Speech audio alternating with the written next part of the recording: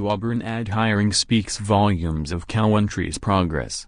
Auburn, Alabama, App. Alan Greene's formal introduction as Auburn athletic director came 4 days after Martin Luther King Jr.'s birthday, and Greene couldn't deny the significance even if he wished his skin color wasn't so notable.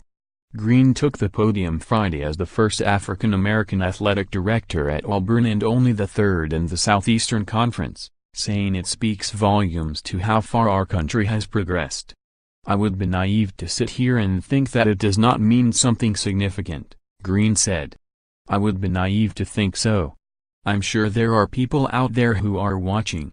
I'm sure that of the 400 texts I have, that people are very happy for me and on the bigger picture for our country. Then there's the other side of me that thinks it's not a big deal.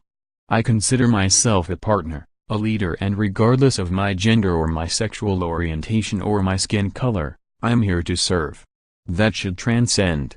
Greene joins Vanderbilt's David Williams and former Georgia athletic director Damon Evans as African-American ads in the league. The 40-year-old spent the past 2 years running the University of Buffalo's athletic department after stints at Notre Dame and Mississippi. "In this case, we hired the best person, and it is a different kind of hire for most of collegiate athletics and historically in the SEC," Leith said. "But he's the right guy at the right time." Trustee Quentin Riggins, a former Auburn linebacker, said Greene stood out to all the search committee members after the interviews. "In my profession, whether being hired by Alabama Power or running Bob Riley's governmental affairs department, I was the first black in both," Riggins said. "In both situations, they felt they got the best person. So I think we got the best person." Greene takes over the department amid an internal review into Bruce Pearl's basketball program. Pearl has led the number 17 Tigers to their highest ranking in nearly 20 years, but his program is dealing with an internal review. Auburn fired associate head basketball coach Chuck Person after his arrest on federal fraud and bribery charges, and the fallout has cost Auburn standout players Austin Wiley and D'Angelo Purifoy so far this season, while 2 staffers remain on leave. The NCAA has already ruled that Wiley won't be eligible this season. It leaves the job security of Pearl an open question, and Leith said the final call would be ultimately Allen's decision. Greene said Leith was transparent about the basketball situation during the interview process. He was asked if what he learned made him feel better about the basketball program than what he'd seen in media reports. "I've learned to not necessarily believe the things I read and hear," Greene said.